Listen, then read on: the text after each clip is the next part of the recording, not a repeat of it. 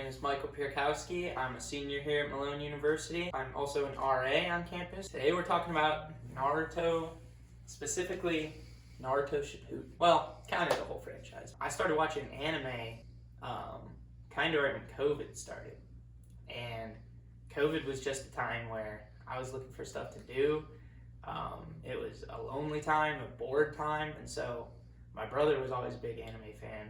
And so I decided I was going to start watching some anime. Picked up Naruto, and it's just something that has moved me ever since. The storyline, the character building, just the fight scenes, everything's great about the show. I would say that Naruto helped me learn connections about fate in aspects of like how we can kind of take our circumstances and live with that and understand how it's going to impact our future and ultimately our fate in life. And so in Naruto, there's just a lot of characters who battle with like their purpose and what they should be doing in the world. And so I think you can take that and translate into our lives and say, you know, what am I here for? What should I be doing? What are my main goals and aspirations? And how is that going to impact my future and my life? I would definitely say that Naruto has been a thought-provoking media as far as like emotion regulation goes. Happiness, grief, you know, all of them. Just because there are moments in the show that tackles each of those emotions. You know, there's moments in the show where it's very happy and everything's going well, and you see like the community being built and the characters really just bonding and growing together because the characters in the show, they really grow up together. So you really get to see those good moments. And then there's times also like when grief is shown, like when people in the show pass away. Like one specific example, a character, Shikamaru, his sensei passed away, Asuma, in battle. And so in the next couple episodes, you just see flashbacks and moments in between them. You see how Shikamaru's handling it, and it's just really impactful because it translates really well to like our real life and how we can and can't, or can and shouldn't handle those emotions. I would say that there's definitely some links between Naruto and real life community building.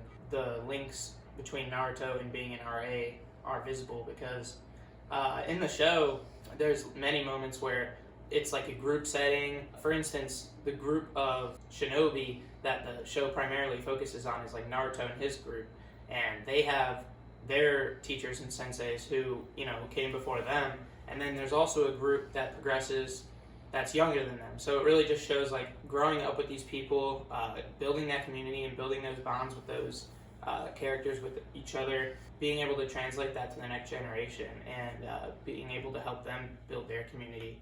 And it's just like an ongoing process. And I think in real life it's pretty similar. Like in my RA role here, you know, my job is to build a community on campus, and me being in my senior year, my job now is to help primarily the underclassmen just start to build the community around this campus and in this building.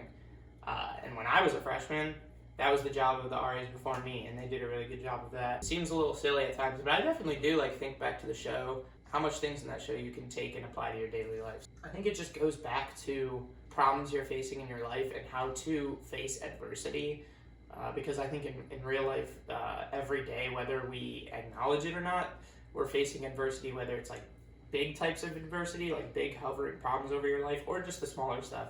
And I think when you translate that into like the Naruto world, you see these characters like Naruto, like Sasuke, who are always facing adversity and always having these problems, whether they're big or small at the time. You see good examples of how they face that adversity, primarily with like Naruto, Kakashi, and Jiraiya. But then I think it's actually also helpful to see the non-examples, like from Sasuke, Orochimaru, and Madara. So these are all guys that give good non-examples of what not to do when you're in the face of adversity, and it just leads you down roads that you don't want to go down. And I think that translates perfect to our real life.